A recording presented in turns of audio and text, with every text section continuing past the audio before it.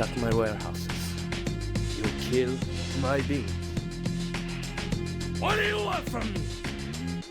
My guns would be nice.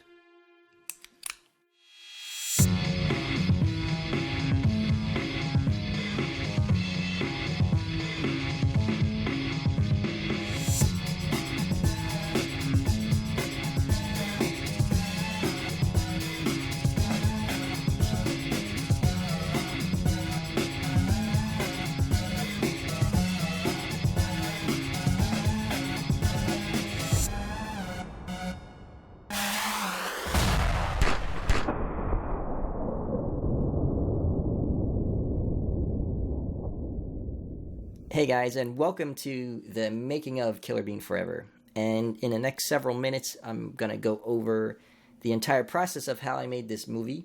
And hopefully you guys can get some tips or hints or whatever, clues or advice or I don't know, on how to make an animated feature film on your own if you wanted to. But don't do it. It's crazy. Anyway, Killer Bean Forever. So I wanted to be a filmmaker ever since I was a kid. And all through middle school, all through high school, I was making home movies with my friends, like kung fu movies, action movies, sci-fi movies, all sorts of things. And I really wanted to do that for a living. But I went to engineering for college, and not what I wanted to do. So after college, I said, okay, if you really want to be a filmmaker, you got to make your movie. You got to make a movie. So at the time, it was 1995. And to make a quality movie, not just a home video, you had to use film. Because back then, there was no HD. There's no, not even a progressive scan camera. And the video looked really bad back then. So I said to myself, how can I make a movie that looked like a movie, but I can make it at home, So I thought about it and I said, okay, what if I used animation? Because back then, computer animation was just starting up. It was just getting its feet under itself, I guess you could say. So you can actually buy software for your home computer, which I did. I bought some software and I got myself a PC and I started learning animation. So for the next couple of years, I learned animation and I created a character to practice animation with. And so he was like a sphere with 2 hands and 2 legs. So I said, okay, what do I do with this? So I gave him 2 guns and thus he became Killer Bean. I decided, okay, let's just jump right into it. Let's just start making shorts. Let's make animated short films. So for the next 5 months or 6 months, I created Killer Bean 1, The Interrogation. And this was really supposed to be something to practice animating with.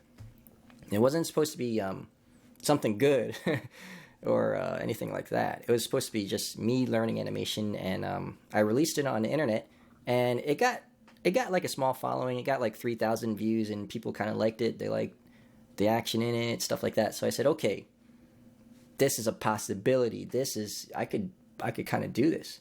So I practiced enough for about 2 years, and I started working in animation, doing visual effects for movies and stuff like that.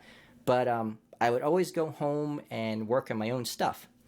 And the next thing I was working on was Killer Bean 2, The Party. And that took about 3 years on my spare time.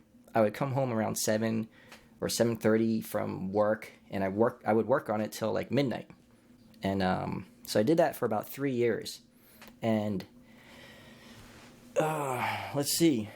And I finished it after 3 years. And I released it on iFilm, and all of a sudden it just blew up. It just took off. And it got about 1 million views in 6 months, which was pretty big for back then. That was back in 2000. And I started getting calls from people in Hollywood, like agents and managers and all that stuff, and studios like saying, oh, blah, blah, blah, blah, blah, blah. I was getting all excited, and I was like, oh, man, I'm going to become a director. I'm going to start making my own movies. But, I found out that all that blah, blah, blah, blah, blah, blah was really, that was all it was, just talk. So nothing really happened. And I said, okay, I got to keep making things happen. So I decided, okay, I'm going to make Killer Bean 3. It's going to be bigger. It's going to be much bigger than Killer Bean 2. Killer Bean 2 was 7 minutes. I'm going to make Killer Bean 3 45 minutes. Because what my goal was, I wanted to make a DVD to actually sell the episode on to people. Yeah, people who would buy the DVD. So I said, if I was going to make a 45-minute short, and if that was going to take me like 2 years to make or 3 years, why don't I just work a year or two more and make that a feature film? If that's my whole goal, to be a feature filmmaker, why don't I just do it? Why don't I just make a feature film? I said, okay, let's just do it. Let's just make our feature film right now. Let's not wait. So I decided, okay, Killer Bean 3 was going to become Killer Bean Forever, my feature film directorial debut.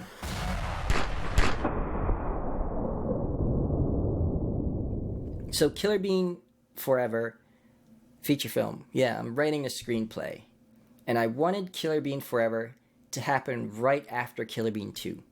I wanted to know the story. I wanted to tell the story of what happens right after that night. Not like a week later or a year later. Like right after that party. The next morning, what happens?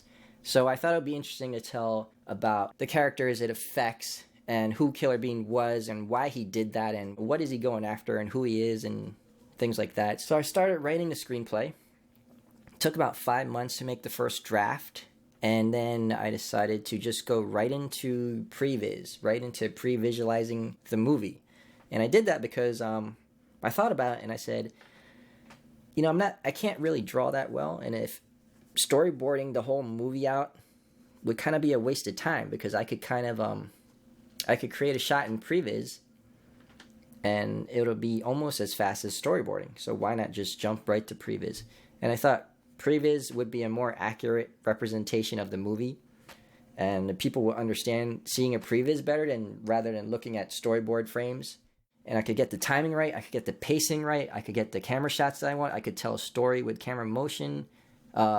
Basically the entire movie in front of you, minus all the details. So characters would be, instead of walking around, they would slide around, kind of like ice skating, and there's no textures, there's no color. Just movie without details. So that took about 9 months. I wanted to have a complete movie, so I added some music to it because I felt music added a lot to the emotion. To if someone's watching it, they could experience it more like they're watching a real thing.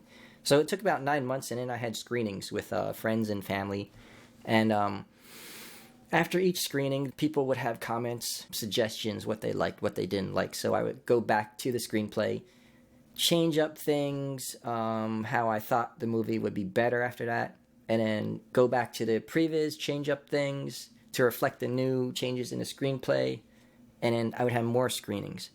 And I did it about 3 times. So after the third time, I considered it was done. The previs was done. It took me about a year and a half for the whole screenplay to end of the previs production. That took about a year and a half, and I said, okay, I got to start making this thing because I could fiddle with the previs forever. So yeah, pre-production was about a year and a half. And what's after previs?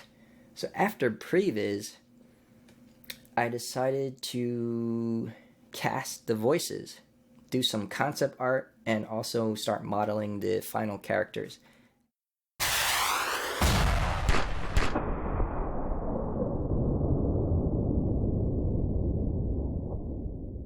One of the big mistakes that I made was that I didn't do the concept art before the previs, which was a huge mistake, because I created characters, I created models for the previs, and then I did concept work. I had a great concept artist. His name was Von Caberte from the Philippines, and he just nailed the look of Killer Bean. And what I did was I sent him descriptions of each character. I told him what they looked like, what they did, what their personality is, and what their purpose was in the movie. And he would draw what he thought the beans would look like. And there were some characters that had a little bit back and forth, some more than others, and he just nailed the look on all of them. He just nailed the look on all the characters. He also designed Killer Bean's car. So yeah, check them out. Go to I'm gonna have to email you to. I'll email you the website. I'll put it up on the screen, like right there. All right, that's his website. Okay, so yeah, he did the concept art, and my big mistake was I didn't do this before the previs because this drawing of this character is much different than what I had in the previs. So I had to go back and remodel all the characters, and all the work I did in the previs I can't use. I really couldn't use because the models are all different. The scale of the models are all different, and all I could use the previs for was for editing purposes, for timing purposes of the scenes, but I could have used it for a lot more. So what I'm saying is do your concept work before previs so you can use your previs more towards the final animation, more towards the final, production. So that was the previs part. And at the same time, while this work was going on, I decided to cast actors to play the roles of these characters. So I put an ad out in Craigslist and stuff like that, and it was like, man, I got a lot of headshots and emails from actors, and I auditioned about 20 actors, and I casted about 4 of them, and each of these 4 actors were ultra talented. They can perform multiple voices. They came from all different backgrounds. 2 of them were voice actors primarily, and that was Brian and Vegas. So they did a lot of voice acting work. And then David came from theater, and he did a lot of independent film work. And Matt did a lot of independent film work. So man, they were all talented, and they were all fun to work with. So they were cast, and I kind of set up this makeshift studio in my bedroom, and I bought all this like egg crate foam paddings, and I lined the walls with them. It got really hot, really hot because it insulates the place, but it stopped the sound from bouncing off the walls. And if you're listening to this featurette, I didn't pad the walls here, so the sound might be echoing. So yeah, if you do that, it'll prevent all that echoing from your voice. So I had about I had 2 microphones. One of them's like right here. I'll show it to you right here. Nothing special, just like $100 microphone.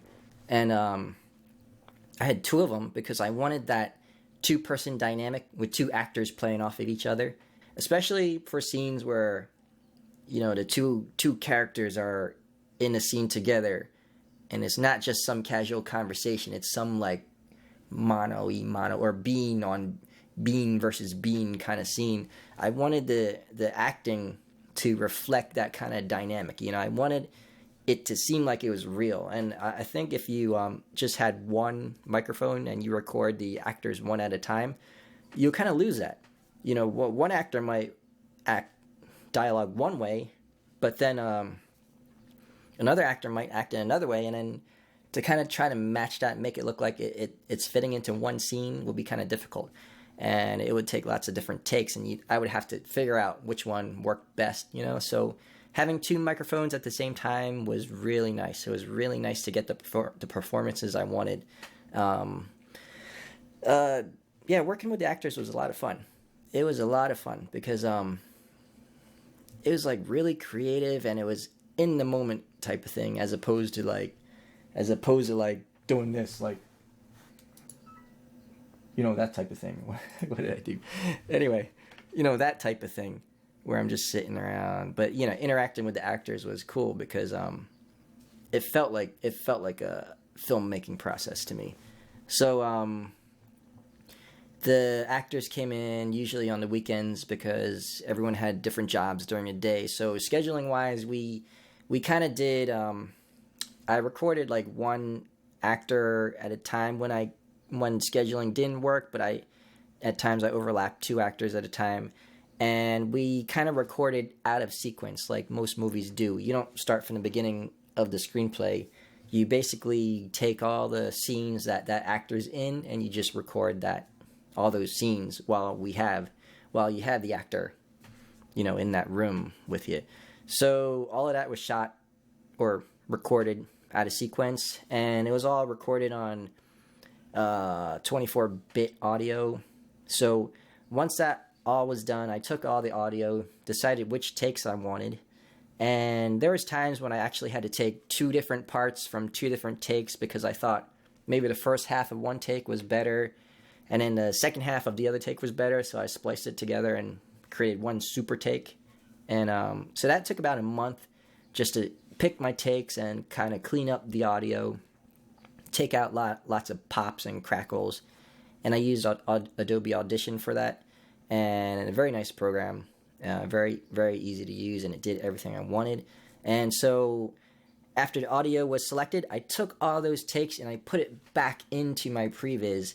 And when you're working with actors, sometimes there's a lot of improv going on and dialogue changes. It's not like word for word, that you wrote in your screenplay. So my previs had to be re-edited to fit the length of the shots of what the new audio takes were. So yeah, all that took about a month, and I think I finished pre-production in July 2005, and all the models were ready to go. The previs was done. That was it, yeah. So, okay. So July 2005, I was set to go. I had all my models. Okay, yeah, I was set to go.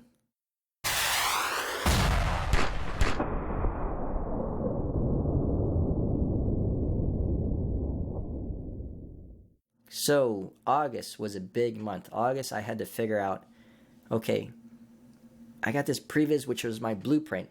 The previs with the new audio was exactly what I wanted to be in the movie. And all I had to do was replace the shots with final shots. And after the previs was done, there was really not much creative work going on, because all the creativity came during the pre-production, which was writing it, figuring out camera angles, directing actors, all that stuff. All that, concept art, that's all creative. Once we get into production, it's all not so much creative. It's a lot of grunt work. It's a lot of repetitive kind of chore-like motion. Sure, animation is creative to a point, but it's only creative within your own single shot. As an animator, I could be creative, but I can't be creative like a director during production, because that's going to change my previs. Once the previs is done, it's locked down. So that's my blueprint. So what I had to do in August was figure out how the heck was I going to do this? I had 85 minutes, an 85-minute previs, and that took a year and a half, and I had to create final animation for 85 minutes. That's pretty crazy. So yeah, to kind of put it in perspective, I worked on lots of different movies. I worked on Matrix Reloaded. That was like a 2-year production. About 2 years, a little more than 2 years. And in those 2 years, I animated on 20 shots, like final animation. There was a lot of other work going on, like previs, all that stuff, figuring out R&D and all that stuff. But yeah, I animated on 20 shots, about 20 shots on that movie in about over 2 years. And I worked on Transformers 2 most recently. That was a 5-month production, and I worked on 12 shots on that. So if you kind of do the math, it's kind of like they give you about a week to a month per shot, depending on how many characters are in a shot or how tough that shot is. You get about a week to a month to finish that shot. So I was like, okay, Killer Bean Forever had over 1,000 shots. If I was going to take a week to do a shot for 1,000 shots, that's like 1,000 divided by 52. That's like 20 weeks. No, wait. 1,000 divided by 52. That's like 20 years. That's like 20 years. So how the heck was I going to finish this movie in less than 20 years? I wanted to finish it in about 4 years. Eventually, it took about 5 years. So already a year and a half was taken up in pre-production. I gave myself about 2 years to do the animation. Eventually, it ended up being about 3 years. So how the heck was I supposed to finish 85 minutes of animation in 3 years? I had to figure out something. And so I ran a test. In August, I decided to create some new thing to help me speed up animation. So I thought about what kind of technology, if I had unlimited money. First of all, if I had unlimited money, I wouldn't be making movies. I'd just be sitting on the beach somewhere. But anyway, if I had unlimited money, what kind of technology could I get to help me speed up my animation process? So there's motion capture, which is putting points on your body. You know the whole thing. Putting points in your body, and then cameras track that point, and then those points control the character. And I said, okay, the cheapest motion capture system at the time was about $50,000. And if I had $50,000, I'd be spending it on like rent and food. I wouldn't be spending it on like a thing you could put dots on your body and stuff like that. So I said, okay, I don't have that much money, but I like the idea. I like the idea of motion capture, tracking points. Because really, if I was to animate the movie by hand, over 1,000 shots by hand, like my fastest animation speed is about an hour per finished second for one character. So that's like really fast. I don't want to brag or anything, but damn, that's fast, boy. No, okay. All right. So yeah, that kind of animation you can't do for a long period of time. If I were to rush, if someone said, "Okay, get this done in like 2 days," then you could sit down and do it, right? You could kind of focus and do it, but after that you'd be pretty pooped out. So doing 1 hour per finished second of animation, that's like, okay, I animate for an hour, I end up getting a second of animation. That is very, it just takes a lot of energy out of you. So if you do that for a whole week, you're going to be burnt out. So I said, okay, I can't keep up that speed for 3 years. I'd be like, I think I would like disappear into space. I'd like stuff like that. So yeah, I had to figure out something that was more like a chore that didn't take a lot of brain power. You know what I mean? Kind of like washing dishes.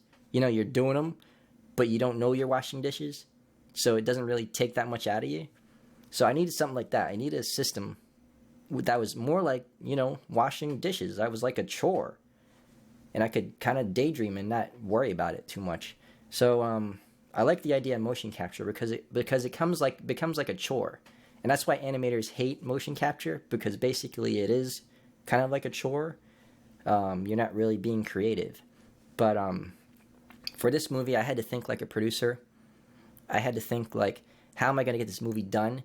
Sure, I would like to be creative, but I was just creative for 1.5 years on the pre-production. So during the production, if I was creative for like 2 years, yeah, burnout, totally. So think like a producer, not like an animator. I know animators are going to hate me for this, but hopefully some producers will like me for this. So yeah, okay, so I said, okay, motion capture's cool, but how can I do it for a lot cheaper? Well, there's this program called SynthEyes, which is a very good tracking software. It's mostly for 2D tracking motion, like camera tracking or object tracking, and it uses one camera to track a 2D object. So I said, okay, I have a 3-dimensional character. I want to be able to control its motion with 2 dimensions. And why don't we check out a scene in Maya, and I can explain what I want to do.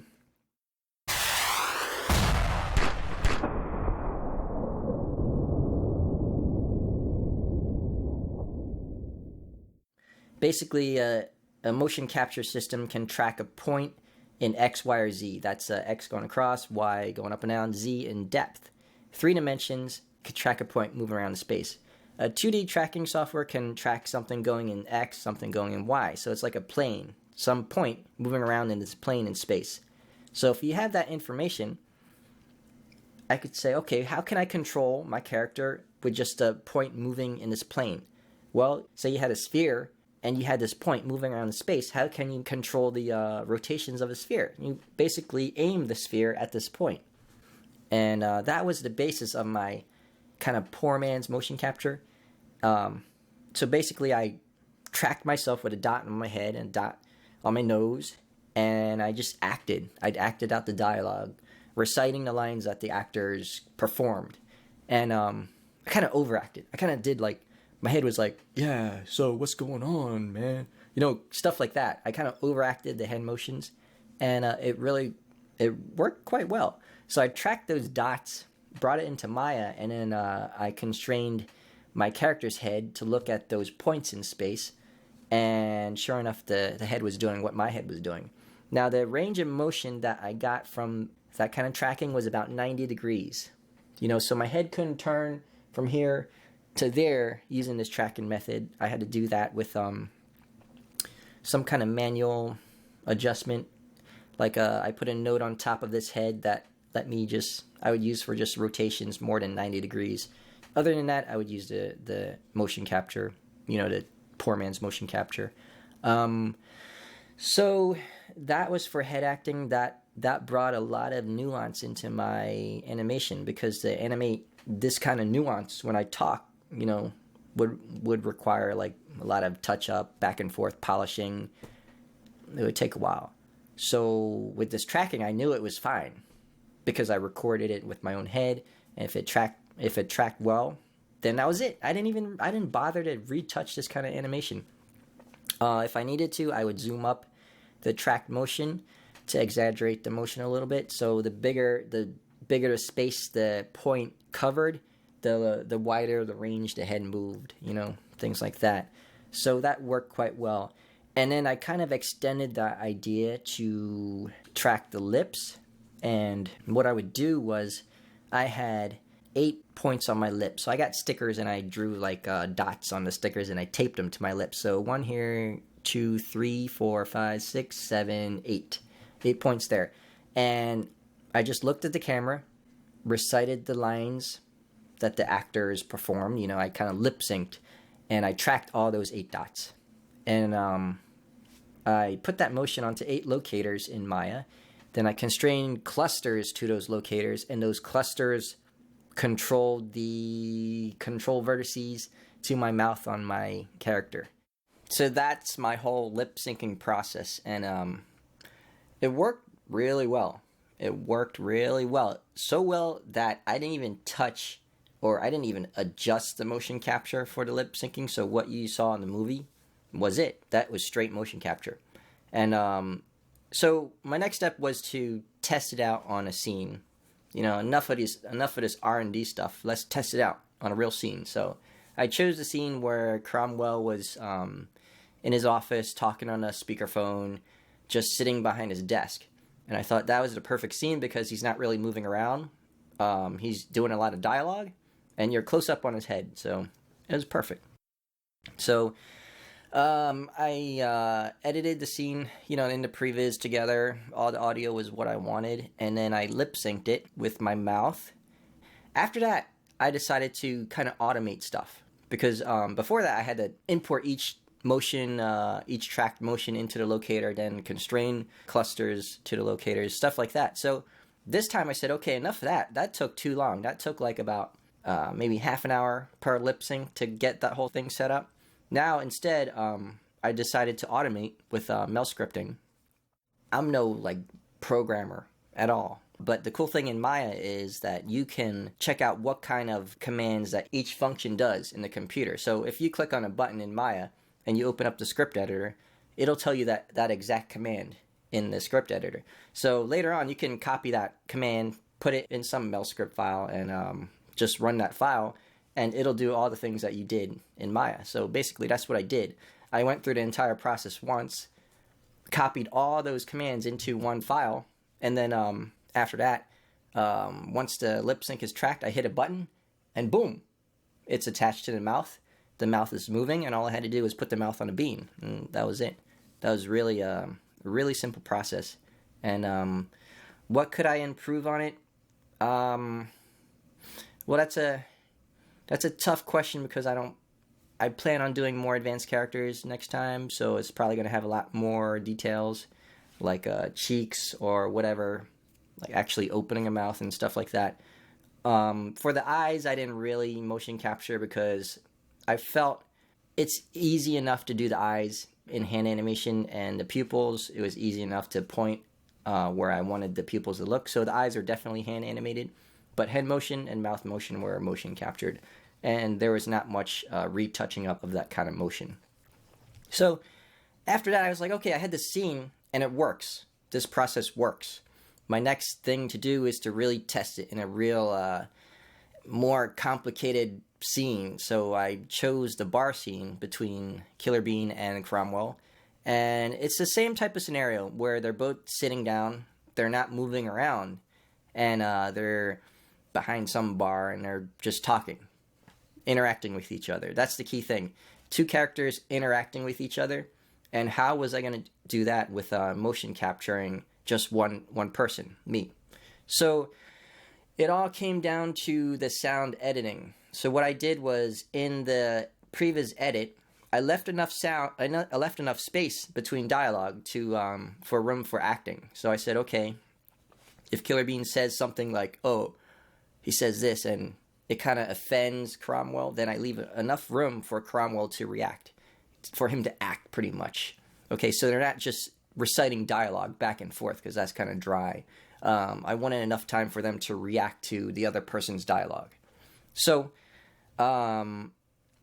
with that in mind, I had the whole scene in my head. I acted out one character first. I don't know who I did first, either Killer Bean or Cromwell. Probably Cromwell, because he had a lot more dialogue. And then I envisioned in my head, during those gaps in the dialogue, what kind of reaction, what kind of acting that Cromwell had to do. So I would do that with my mouth, or I would do that with my head, and, kind of look away, and, whatever the acting called for. And I put those two together, and the most complicated part of doing that is making sure that the two lip syncs are kind of synced up, because there's no real way of syncing it while you're shooting it. So I had to either like clap or whatever, and then it was a lot of hand syncing, like shoving the keyframes over like 10 frames or back 20 frames just to line up all the dialogue. And yeah, I know this is real boring stuff, but I wanted to give you all the details. So this is it. That's how the scene was. And once I got that scene done, the next thing for me to figure out was the lighting, the rendering. I wanted this scene to be my test scene. This was a nice big chunk, and I wanted this to establish the look, establish the pipeline, establish everything I had to do for the rest of the movie. And let's go on to that, and let's go on to the rest of the animation. Oh, before I go into that, okay, let me wrap up with motion capture. All the dialogue, all the lip syncing, all the acting was done that way. So at no point where the characters were talking or acting, none of that was hand animated. I would say that's a good 50% of the movie. And then for the rest of the stuff, when the beans are actually moving around, or they're fighting, or they're jumping around, I would say about half of the action. So okay, another 25% of the movie was using stock motion capture, because I said, okay, if it's there, if it's available, I'll use it. I'm not going to reinvent the wheel or whatever. If I have a walking motion capture, sure, let's use it. Okay.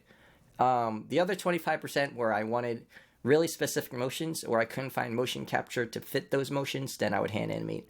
And that mostly occurs during the action scenes, where you don't find motion capture that has the type of action that I wanted. So I had to sit down and hand animate. I know a lot of animators are going to bust me up saying, oh, yeah, it looks like, yeah, you use motion capture. Yeah, whatever, dude. You're not that good. That's all mocap. What are you talking about? Yeah, sure, yeah. But I wanted, the key thing of making this movie was getting it done. That's the key thing. Because if I didn't get it done, it wouldn't really matter. I would just be making a demo reel, right? But I needed to get this movie done. So motion capture helps speed up the process. And if I didn't use it, like I say, it was like 20 years. Oh, it might not be 20 years. It might be like 18, 17 years. But yeah, I don't know how long it would take, but definitely longer than what I did for this movie. So that's why I decided to use it. And as a filmmaker, you can't really hone in on one thing. When you're making a movie, there's so many parts in an animated movie. There's modeling, there's texturing, there's lighting, there's rendering, there's effects, there's animation. And I know a lot of people look at an animated movie and they really focus on animation, but it's still one part of making a movie. And when you're a director or producer, you can't just focus on one part. You have to look at the whole movie. and that's your job. So I had to look at the whole movie and just get it done. That was my goal. If I knew if I got it done,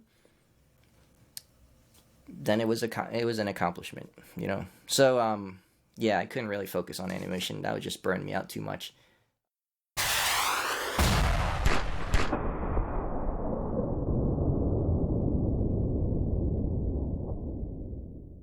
So after the animation pipeline was established, it was time to move on to figuring out the lighting, figuring out the rendering. Modeling, that was all complete. The characters were all done. I used a lot of prop models from, again, like stock models that you bought. Things like, you know where to find them.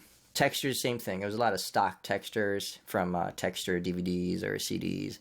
And the next thing was to figure out the lighting. So I knew, since I was the only one who was lighting the entire movie, I didn't want to light each shot individually. I had to focus on lighting per scene. So I need a lighting setup that was good enough for every single shot, every single angle, no matter if it's looking at me or if the camera's behind me or if it's the camera looking at the side. I needed a setup that was good enough for any angle that I conceived.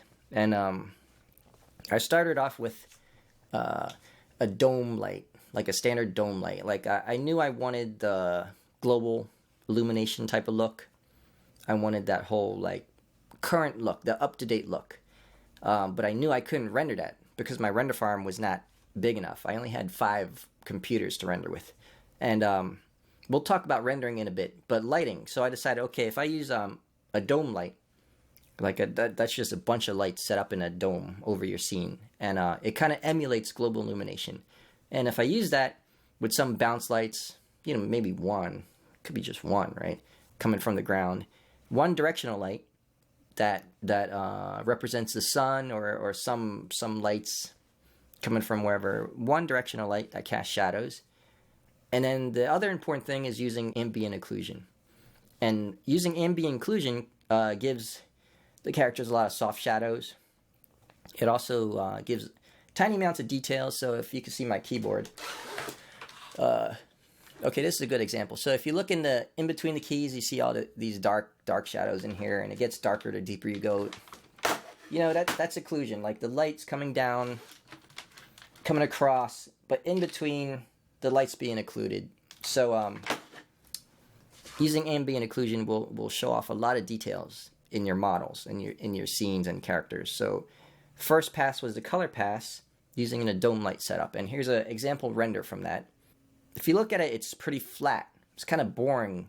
It looks really dated. It looks like it was CG from back in the 1990s. There's like a directional shadow. It doesn't really add much. It's kind of, you know, whatever. We've seen it before. Game consoles can do that like 5 years ago. The other thing I wanted to add was a high dynamic range. I wanted to kind of fake the high dynamic range image-based lighting look on my scenes. And where that is apparent is mostly when objects are reflective. So if you look at this scene with my Killer Bean car, the highlights are much brighter than the rest of the scene, and that kind of fakes that whole HDRI look to it. And the way I did that was I had a sky dome, well, a sky sphere, like an environment sphere that had a texture for the sky, like the clouds and stuff like that. And then that was set with an ambience of like 0.75 or 1. And when you render that, so the sky would be just completely lit up. But reflection-wise, when a car reflects something with an ambience of 1, it's not that bright. It's kind of tame. So what I did was I made this sky dome. If you go into render stats, I turned off cast reflections. I turned off cast ray tracing. And I left primary visibility on, so that's what you're going to see when the scene renders. Then I duplicated this sphere, and I created another one that's a little bit bigger, and I turn off primary visibility, so you don't see this. When you're looking at the sky, you won't see the sphere. But I left on cast reflections, cast ray tracing, and I bumped up the ambience to like 2 or 3. So now, whenever you see this reflected into objects, it's going to be much brighter than looking at the sky. So if you look at the car, the reflections are much brighter. So if I bump this up to like 4 or 5, you're going to get really bright reflections, and that gives you the real nice HDRI look to it, but it's not really being lit by high dynamic range images. It just looks like, kind of looks like it is, right? So we have that's also part of my color image. I didn't really separate into reflection passes or anything like that because I'm kind of lazy. I'd rather not. I'd rather let the computer do that stuff. I don't want to do it myself. So the next thing I did was the ambient occlusion pass, and this pass was a real expensive pass to render in terms of computing power. So, like, color images took about 5 minutes of image, 5 minutes of frame in HD, and that's pretty fast. Ambient occlusion took about 10 minutes or more, 10 to 20 minutes per frame, and that took a long time. Okay, so we had our ambient occlusion frame, and most of the time you would just multiply this image on top of your color image, and let's bring this into Photoshop, and let's multiply it in. And that's the kind of image you get. And why I wanted to do something a little bit differently, I didn't really like the multiplied image because, okay, yeah, it looks like this. Instead, I tried out a bunch of different filters, and I tried overlay. And what overlay did was, it kind of used the ambient occlusion as almost like a lighting pass. So whatever is brighter than gray in your ambient occlusion, it brightens up your image. Whatever is darker than gray, it darkens your image. So it kind of gives it that dynamic range, like that. It's like a really cool sort of lighting. I mean, I don't know what the technical term is, even if there is one, I don't know. But it all comes down to, whoa, this looks much cooler. It looks a lot cooler. So what I did was I started making all my color images a lot darker so I could overlay the ambient occlusion. And this image was a good example. Look at Cromwell. And if you just multiplied it, you kind of lose that sunlight on his hat. But if you overlay it, it kind of, accentuates that sunlight on his hat. So it's slightly different. You can get the same type of look with a bright image and multiplying the AO layer on top. AO being ambient occlusion, but you would miss out on this cool little effect here, which I don't know, it looks pretty cool. So I decided to use it like that. So that was my lighting setup. It was just color pass with everything, textures, reflections, specular. I didn't separate anything into layers. The only other layer I had was the AO pass, and that was overlaid on top of the color pass. Let me think. So the other thing in terms of lighting rendering was the depth of field. Depth of field was ultra important to me. It was more so important than motion blur. Motion blur, actually, I would have liked motion blur, but to render motion blur was just too long. And I said, hey, I don't really miss motion blur. Hopefully you guys don't miss motion blur. But nothing in the movie had motion blur. So I skipped it because I didn't feel like I really needed it. But I felt like I really needed depth of field to give it that cinematic look. Because, film compared to video, film has a really shallow depth of field. Video has a really deep depth of field. So in video, you see everything a lot sharper. Like, if I was standing outside and you shot me on video, with a camera, right? I know what you're thinking. Okay, so you shot me on video. The backgrounds, like if I was standing in front of a forest, the backgrounds, like the trees, would be pretty sharp. If you shot me on film with a shallow depth of field, maybe the background would be a little bit blurred out, depending how close the camera was to me. So, and going into technical details, the reason for that is because the aperture for a film camera is much bigger than the aperture for a video camera, etc. So, do you want me to get into this next time? Okay, that's another story. Okay, so depth of field was really important for that cinematic look because people distinguished a film camera from a video camera with shallow depth of field. So at first I used a Z depth buffer pass, and I did depth of field as a separate pass, and it was cool. I mean, it looked really nice. and that it required me to render a separate pass, and this is a kind of image that you would get.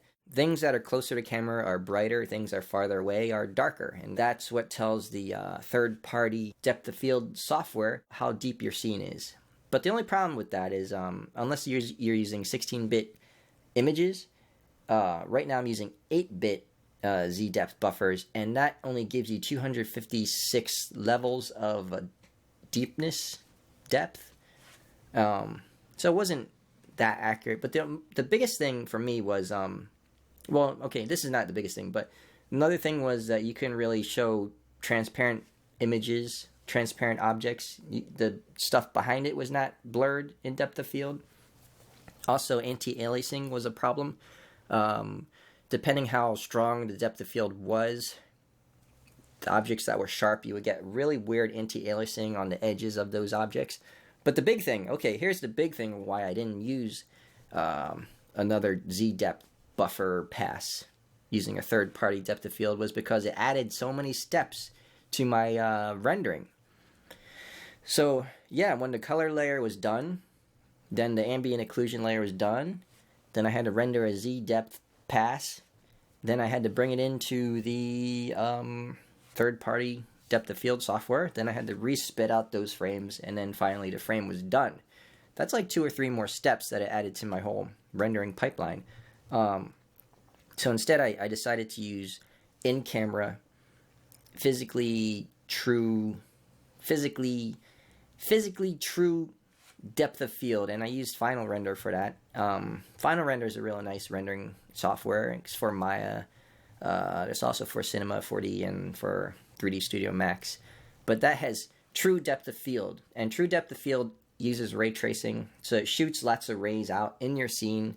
It actually has a camera aperture, so the bigger your aperture, the shallower your depth of field is. It didn't have issues like anti-aliasing on objects. Didn't have issues like transparent objects. And it also gave you nice bloom, like what do you call that? What's the term for that?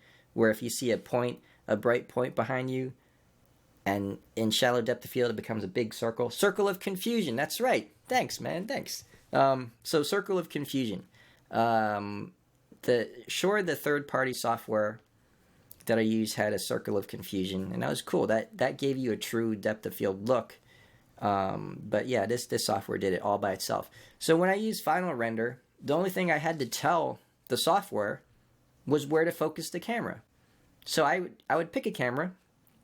I would set its focal point to, like, okay, the character's eyes. I said, okay, that's going to be the focal point. Everything else is out of focus. And the rendering software handled that on its own, and it calculated the focal distance and also the aperture, things like that. Everything was physically true.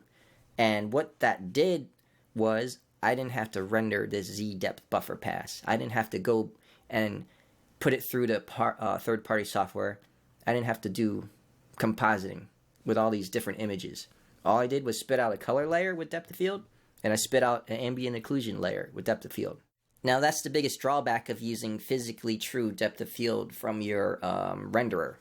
It's you have to render that in your color pass. You also have to render that same exact look in your ambient occlusion pass. And since ambient occlusion already was ray tracing heavy, it took a long time to render. Adding depth of field to it, true ray tracing depth of field to it, made these renders like crazy. Really made them crazy. So depending on the shot, some frames took almost 2 hours to render. That was bad. I had to go through some cheats to get these renders to render quickly, like rendering the ambient occlusion in lower resolution as opposed to the color frames. Color frames I rendered in HD, and then the ambient occlusion frames I would render slightly lower, maybe 960 by 540. You couldn't really tell because when you overlay this black and white image on top of the color image, it doesn't look... You can't tell that it's less resolution. You can't. Trust me, you can't. So that was the big thing, but the cool thing was it took away the steps from me. Like, I didn't have to manually sit behind the computer and start clicking and compositing and doing all this. All I had were 2 layers, color and AO.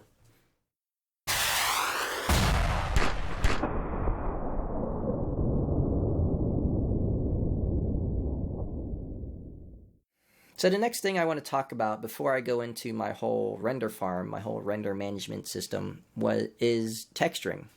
And I have a mantra for this movie to keep things simple. Keep things easy, okay? Because I don't want to do more work than I have to. This already took 5 years. You kidding me? So, yeah, keep things easy. And so texturing, I kept everything as projections. I didn't use UV. Everything was a projection of some sort, either planar projection or triplanar projection. Triplanar was excellent for stuff like buildings or furniture, square furniture, planar, for whatever, anything else. And then if you take a look at this shader network, I had a bunch of different layers in these textures to kind of break up the texture. I didn't want a repetitive texture. So if you look at a building, there's going to be repetitive bricks, so I had to layer a big dirt layer on top that didn't repeat that much. I also added in some procedural textures because those never repeat. I mean, a dirt layer might repeat twice, right? A brick layer might repeat 5 to 10 times. A procedural layer never repeats, so that's different throughout the whole procedural texture. And that was it. That was my texturing pass. Like, I had no UVs because, quite frankly, I don't know how to UV. I kind of don't want to know how to UV. I mean, eventually I'm going to have to learn it, but yeah, I don't know how to do that stuff. I know some of you out there are like super experts at texturing, and you're saying like, you don't know how to UV? Yeah, don't. So I'm trying to make my movie, dude. So I didn't want to take time out to learn this stuff. Okay, so yeah, no UVing. That I'll save that for later. Okay, that was texturing. That was it.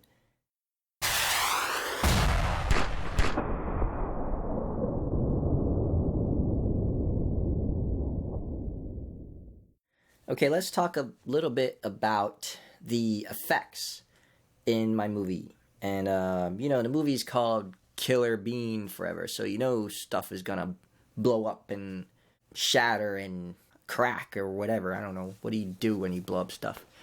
And so I used a lot of rigid body dynamics in Maya for gunshots that bounce off objects or bounce off the ground.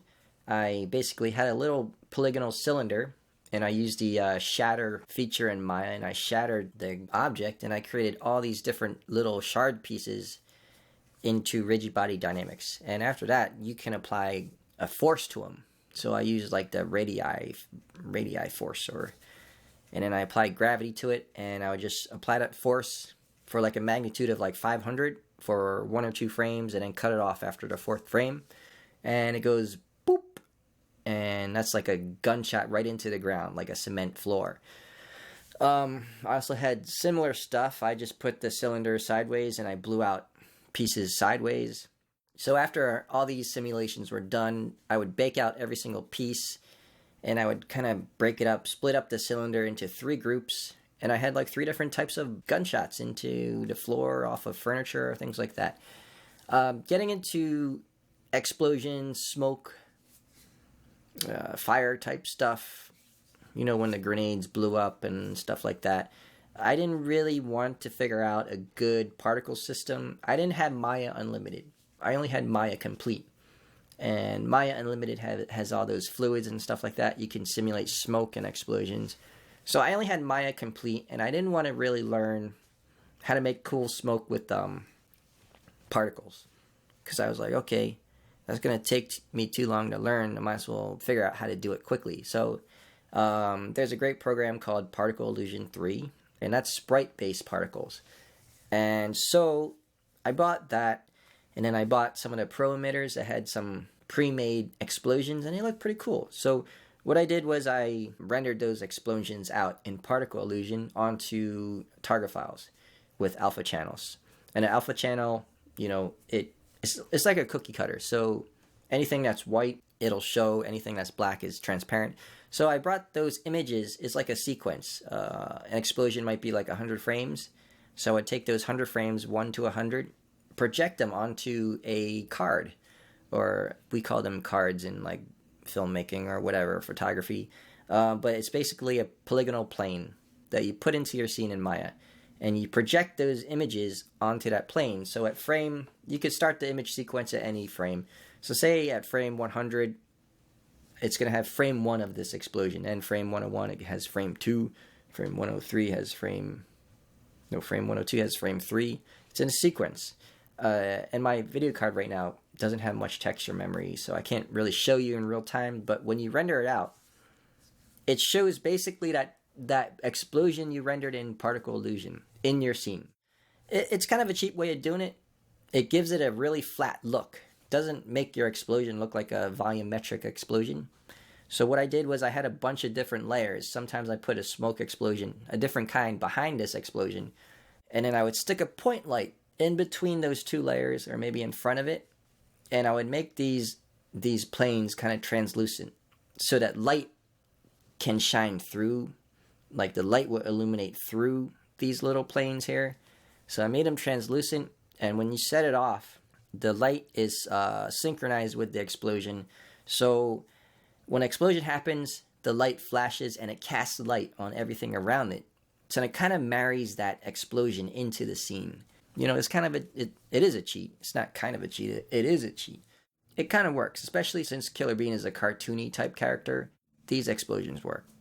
That's it for effects. I don't think I had any other effects. I had gunshots, and the gunshots were actually just geometry. And I modeled a gunshot, a gunfire. And then what I did was, it's quite similar to what I did in Killer Bean 2, but I randomized it a bit, especially for machine gun fire. So what I did was I created a soft body object out of it, and then I added some noise or turbulence to it so that gunfire looks like it's flickering, like a candle flame or like some fire. And I baked it onto a blend shape. So the blend shape ran from, I don't know how long it was, like 1 to 500. I wanted it long enough in case the shots I were using the gunfire in case the shots were like 500 frames, I had enough frames to make this flame go, you know. You can also run the blend shape back and forth.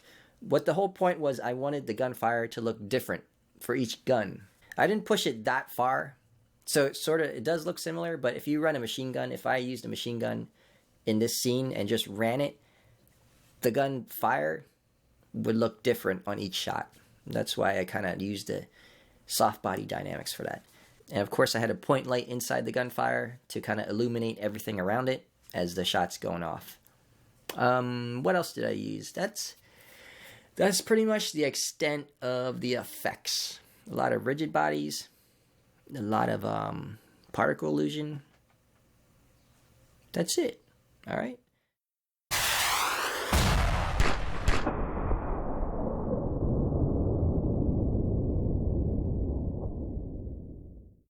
So let's go into my render farm. The equipment I used, the workstation I used, and how the heck did I render all these frames? The amount of frames I had was over 100,000.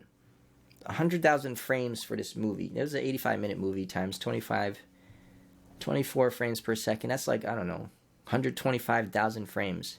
Something like that. Yeah, I did the math beforehand. So, and I had 2 layers each. I had the color layer and then the ambient occlusion layer. And ambient occlusion took a lot longer to render. So that's 250,000 frames I had to render with only 5 computers. I started off with like 2 or 3. There are quad cores, and I bought 2 more quad cores. This is when the quad cores just started coming out. So they were quite expensive, but they overclocked. And if you're a super geek like me, man, when you overclock, you get all that giddy and stuff, you know? You're like, I overclocked this. But first, before we get into that, let's look at my workstation, because you guys are going to laugh. Some of you guys out there, you're going to laugh, especially you guys playing video games all the time. I kind of stopped playing video games. I stopped playing about back in 2004. That was the last time I played video games because I wanted to get my movie done. But man, when you look at my computer, come here. Let's check it out. All right. So this is it. This is the workstation that I used to make my entire movie. And as you can tell, it's getting pretty dirty. But yeah, I was telling you video gamers out there that you'd probably laugh at my machine. This is really nothing special. I bought this about, I don't know when, 2006, I don't know, 2005. I first started with a single core machine. This one's a dual core. And I put a nice big heatsink on there with a new fan. And this machine was overclocked from a 2.6 dual core up to 3.5. So it was pretty nice. You know, when working in Maya, animating is not really multi-threaded yet. And it's not like rendering, where rendering is super multi-threaded. The more computers, the more cores you have, the faster it renders. But when you're animating and making test animations, it's not really multi-threaded yet. So less processors is fine, but just have the highest amount of gigahertz that you can. And that's why I overclocked this thing to about 3.5 gigahertz, 3.4. As you see down here, I replaced one of the motherboard heat sinks with my own two dual heat pipe heat sink. Down here, now this is the reason why some of you might laugh. This is actually a GeForce 7300 GS, I think. Yeah. And that's quite slow. If for those of you who don't know, it's a pretty low end system, but hey, it works to make a feature film. So hey, and that's a bunch of dust that I collected down here ever since the beginning. So my hard drives, I had a RAID system. I had these two 500 gigabyte hard drives set up in a RAID 0. Pretty fast, but not that secure. So what I did for backups, towards the beginning of the production, I backed up everything on DVD about once a month. And towards the last year or so, I backed up everything on DVD about once a week. So you never can be too safe. And I never did have a big catastrophe during this production. So I never went back to my backups, but I had them. Other than that, I did have a RAM drive in here. It kind of went busted, so I chucked it. But the RAM drive was nice because I installed Maya on there. It was about 4 gigabytes of super fast RAM drive space. Had all my applications on there, so when I clicked on the icon, it just pops up like in a matter of seconds, and that really helped speed up production. And yeah, I have hard drives hanging out, And the reason why I have the case open is because this machine is overclocked, so it tends to get really hot, and I need as much cool air to get in there as possible. So yeah, that's my workstation. All right, I could tell some of you wives at home are probably puking at the sight of this thing. Yeah, I can understand. Yeah, my wife would tend to agree with you. But hey, for us ultra geeks, it's a thing of beauty. Right? Am I right, guys? Alright. Let's move on to the render farm. If you think you would puke at this thing, wait till you see what's next. And behold, this is my render farm. Well, not really. I mean, this is a reenactment of what my render farm looked like. My real render farm was a lot messier than this. Hard to believe, yes. But this is what it looked like. This is how I set it up. I went caseless. There's no cases for these computers, but yes, these are all computers. I have 3 of them right here. Let's see, we have... there's one node here, one node here, one node here. Power supplies for all of them. And so... why don't we take a look at one of these nodes.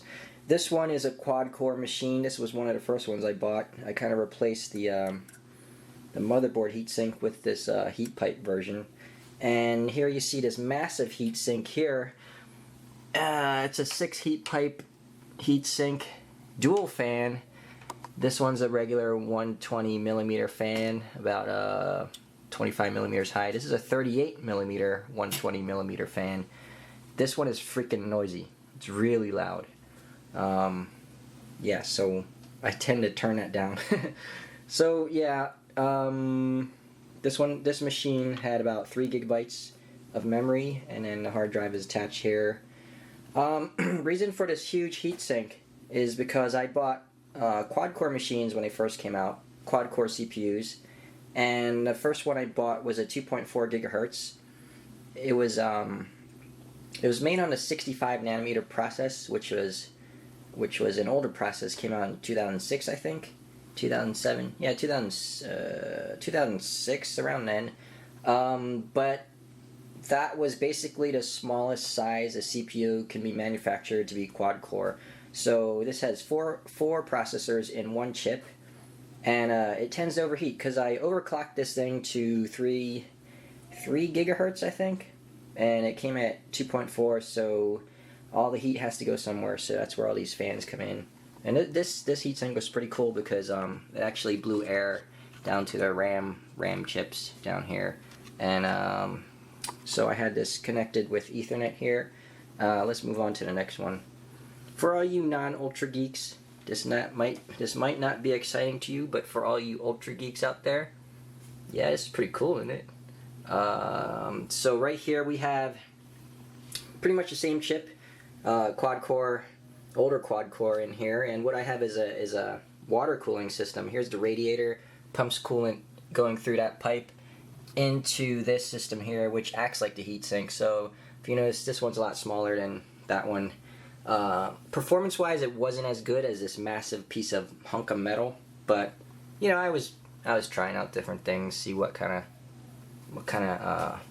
of stuff I should buy. This had 4 gigabytes of RAM, kind of mixed, didn't really matter too much. This one was overclocked to 3 gigahertz also. Yeah, let's take a look at the next one. Now this one was one of the later render nodes that I bought. This one was a 45 nanometer quad core, so it ran a lot cooler. Definitely ran a lot cooler. And this one was pumped up to 3.5 gigahertz. So that's 4 cores running at 3.5 gigahertz. And this one had 8 gigs of RAM. Each one of these are 2 gigabytes each. And yeah, this one was awesome. I loved it. I'm going to turn it into my workstation once I start my next project. But yeah, this one's a really cool one. And you notice this heat sink is quite unique. It's a lot smaller, and it actually uses its own self-contained coolant. You notice my water one had its blue coolant running from the radiator all the way down to the CPU. This one has coolant inside the heatsink already, so it goes from the CPU up into the radiator. The fan cools it down, and the cooled down coolant goes back down into the CPU. So it's kind of like a kind of a pumpless system here. It's really cool. This motherboard had an awesome heatsink going through all the different chips, so I didn't need these extra heatsinks that I put here. So yeah, that's my system, and yeah, it did get really hot, did get really noisy with all the fans going. That's why I kind of explored the water cooling systems, but they weren't that good. And they're all connected by this gigabit Ethernet switch, and that goes all the way down into this machine. This was my server, my file server, and this was actually underclocked. All my other ones were overclocked. This one was underclocked from 2 gigahertz down to 1 gigahertz, and the reason why I did that was because I wanted it to run 24 hours a day without crashing. So I still put the massive heatsink here. This is a very slow fan, actually makes no noise at all. So yeah, this thing ran all the time. I had all my hard drives here. This is where I stored all my master files and all my frames, my rendered frames, and I had a fan here blowing on those hard drives 24 hours a day. So yeah, my system did not run if this thing did not run. So that is my master file server. If you notice that everything on these motherboards, they're all pretty much decked out.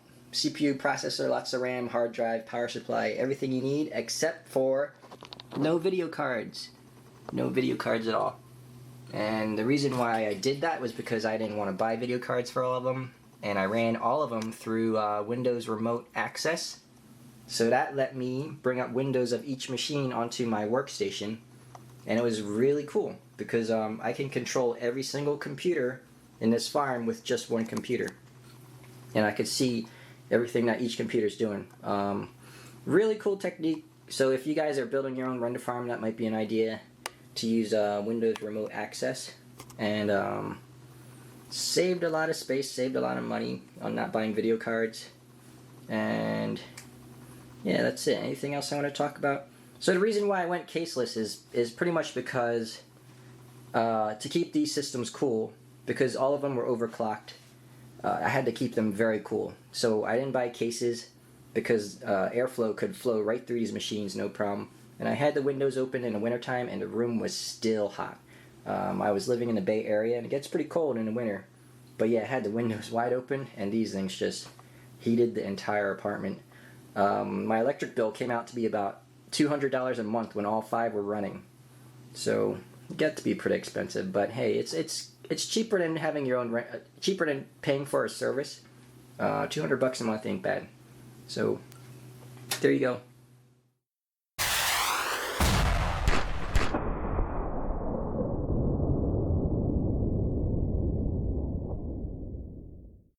So music. I feel like music is a really important part of movie making because music sets the tone, it sets the mood of the scene. It kind of evokes emotion from the audience, and you could kind of cue the audience in on how you want them to feel. So I composed about 60 minutes of music in my movie, but I can't play any instruments. I can't even read notes. However, I am an awesome singer. I have an awesome voice. But yeah, I can't play any music. But so how did I compose the music? Well, I used this, it's a loop-based music program called Acid Pro.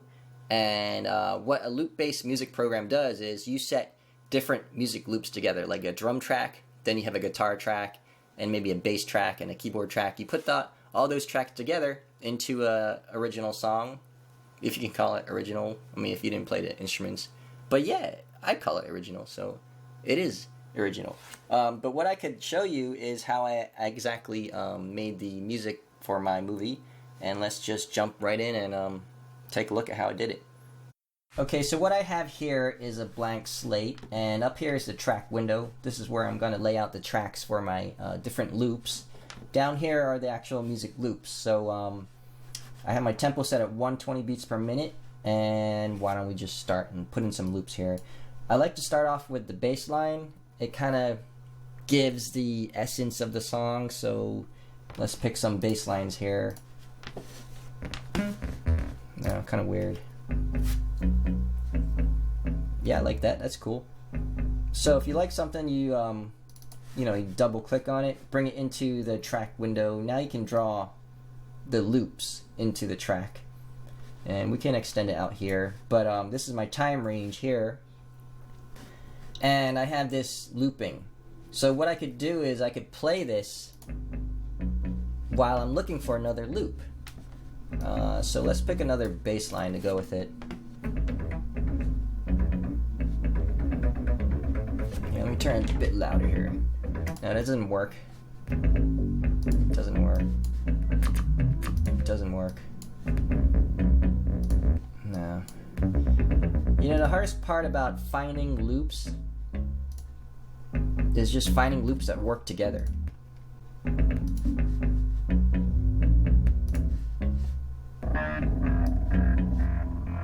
Yeah, that's cool. Okay, I could work with this because it's kind of like building. The music is building up, you know? So that's cool. Let's put this in. And why don't we draw this in? Whoops, sorry about that. Let's draw this in there. Okay, so that's our bass line for the song. Let's add some drums and see where we go from here. Down to beats 110. Let's try 110. It's okay.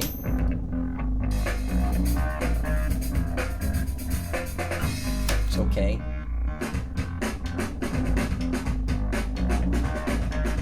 Getting there. So I like this. Let's add it in.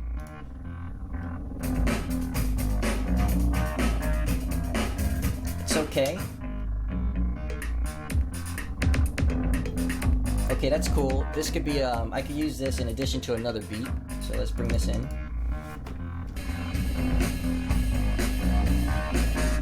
Kind of different mood than I want. So, but it's good. I like it.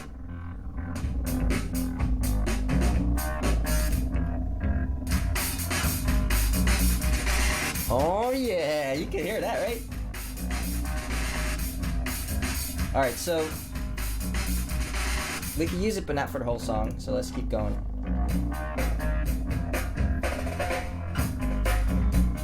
Okay, that's kind of mellow, so... Alright. That's good. We can use it as like a background beat, so let's bring that in. I don't want to bring in too many beats because the more loops you have in a window, the more cluttered it gets, so...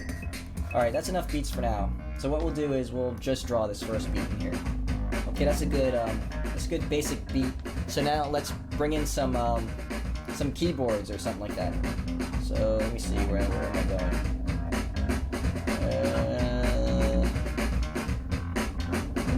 Alright, let's try synths. Let's see. No.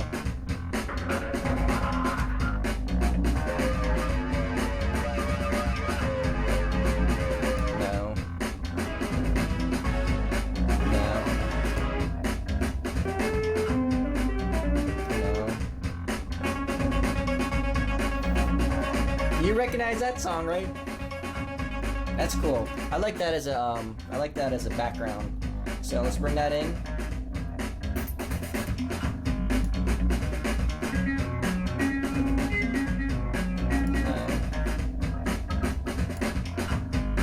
I can't even hear that.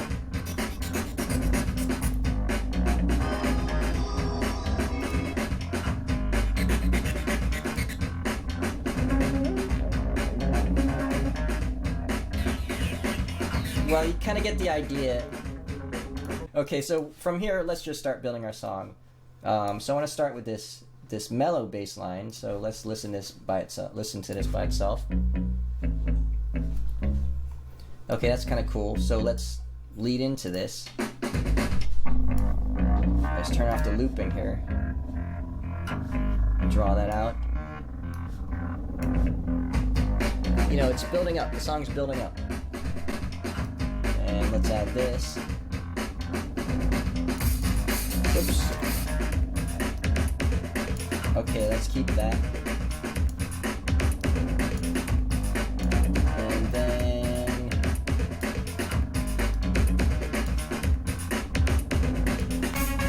Yeah, see, it doesn't work.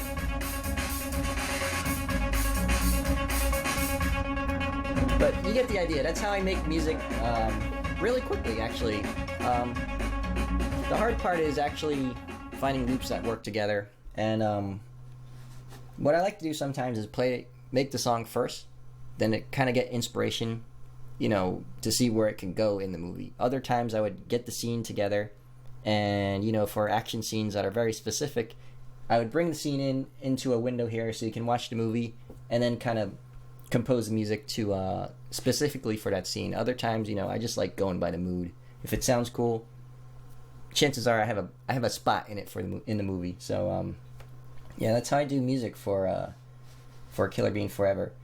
In terms of other music where I couldn't really use loop-based music for important dramatic parts, like the scene where Killer Bean kind of gives up and it's a really dramatic moment, I wanted to use orchestral music, so I licensed a really good composer. His name is Justin Durbin, and you can check out his website. It's www.edgin.com, and I'll right there.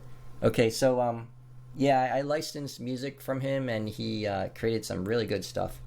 So if you're looking for cool orchestral music for your animated film, check him out. He's pretty cool. So that's about it for music. And if you like, you could check out the soundtrack to Killer Bean Forever. It's on my website somewhere. Okay, so let's move on.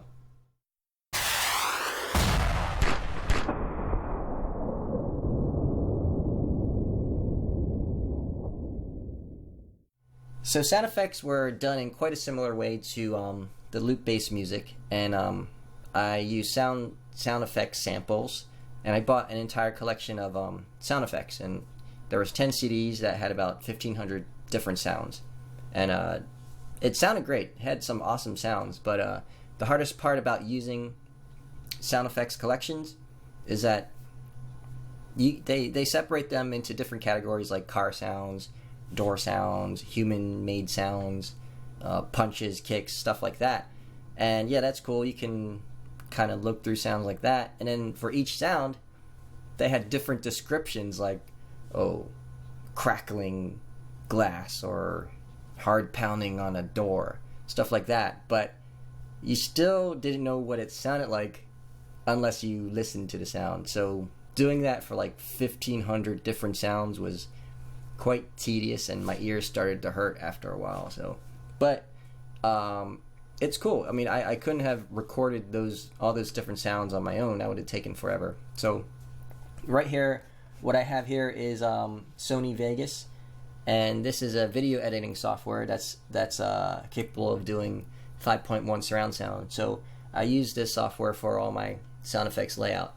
So let's take a look in here, and what I have here is, this is a layout that I have for the end fight scene in the movie. It's a kung fu fight scene for those of you who haven't seen the movie. And I'll just play it for now. Let me turn it up. So it's a lot of punches and kicks and all that stuff. What I did was I had the video up. I don't have it up right now, but I had the video up, and then for each punch I would go through like a punch pass and figure out what kind of punches I wanted. And I had to make sure that I didn't repeat different sounds. Like I didn't want a repetitive punch sound that you heard for every punch. And then I went to like a swoosh pass, and then maybe a kick pass, and a body landing on the floor pass, things like that. And then I also, after I picked all the sounds, then I went into the surround sound editor. And right here you have the surround panel. Let me pull off this panel here. And over here you can animate the sound going from like the left speaker to the right speaker, or the left speaker going across to the back right speaker, things like that. So it is truly 5.1 surround sound. And that was it. That was basically sound effects. Sound effects were really tedious. It was something I didn't really enjoy that much, but I had to do it because my movie would not be that good if I didn't have sound effects. So yeah, that's the sound effects of Killer Bean Forever.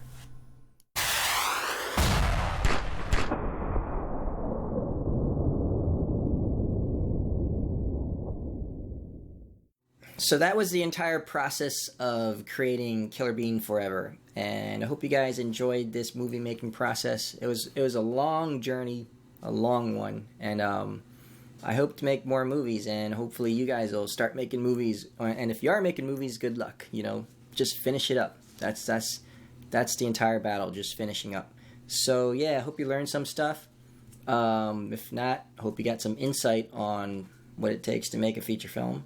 And I'll see you next time. Check me out at my website, www.jefflu.com or killerbeanforever.com, and I'll be updating those websites with news about what I'm doing in the future. Okay, so keep animating, keep filmmaking, keep watching movies. All right.